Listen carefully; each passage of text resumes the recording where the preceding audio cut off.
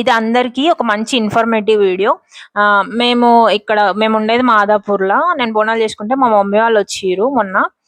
వచ్చినప్పుడు వీళ్ళున్న లొకేషన్ నుండి మాకు డైరెక్ట్ ఆటో సోర్స్ అనేది లేదు. ఆటో గాని, బస్ గాని డైరెక్ట్ కనెక్టివిటీ లేదు. సో, మా మమ్మీ వాళ్ళు ఉన్న లొకేషన్ నుండి మా దగ్గరికి ర్యాపిడో బుక్ చేయడానికి వీళ్ళని లొకేషన్ అడిగినా. సో, వీళ్ళకి లొకేషన్ ఎట్లా పెట్టాలి అన్నది మాత్రం ఐడియా లేదు. సో, ఇబ్బంది పడ్డరనిపించింది. సో, ఇప్పుడే మా మమ్మీకి మొత్తం ఇన్ఫర్మేషన్ చెప్పిన. ఎట్లా ఎట్లా అంటే లొకేషన్ ఎట్లా యూజ్ అయితది, నువ్వెక్కడన్నా ఉంటే ఎట్లా పంపియాలని చెప్పేసి ఆల్రెడీ చెప్పేసిన. ఇప్పుడు మా మమ్మీ చెప్తది.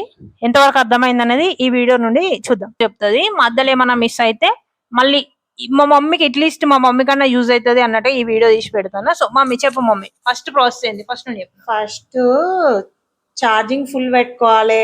ఊరికి వెళ్ళినప్పుడు ఛార్జింగ్ ఫుల్ పెట్టిన తర్వాత వాట్సాప్ ఓపెన్ చేసుకోవాలి. లొకేషన్ ఆన్ లో పెట్టాలి. లొకేషన్ ఆన్ లో పెట్టిన తర్వాత మన పిల్లల దగ్గరికి వెళ్ళినప్పుడు వాళ్ళ వాట్సాప్ ఓపెన్ చేయాలి. ఓపెన్ చేసిన తర్వాత లైవ్ లొకేషన్ ఓపెన్ చేయాలి.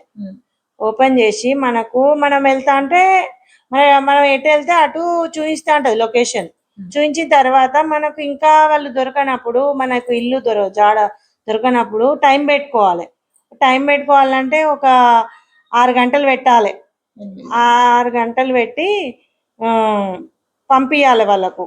పంపించినప్పుడు కూడా మళ్ళా మనకు ఇక్కడ వరకు పంపించినప్పుడు నీ లైవ్ లొకేషన్ అంటే నీ అడుగులు పడతాన కొద్ది తెలుస్తుంది. ఇది ఇంతే ప్రాసెస్. అంతే. నువ్వు కరెంట్ లొకేషన్ గురించి నీకు ఎంతవరకు అర్థమైంది? కరెంట్ లొకేషన్ అంటే ఇప్పుడు మనం ఎక్కడ ఉన్నామో అక్కడ వరకే లొకేషన్ చూపిస్తుంది. అంతే. మనం పోతా అంటే అది చూపించదు.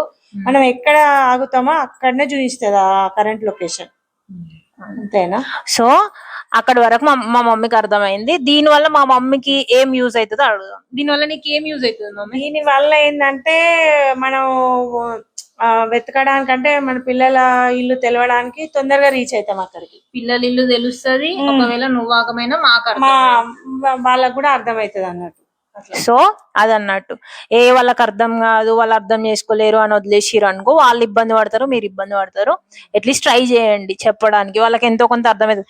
అట్లీస్ట్ ఏంటిది ఎర్ర రంగు పచ్చ రంగు అని అయితే మన వాళ్ళకి తెలిసి ఉంటది కదా.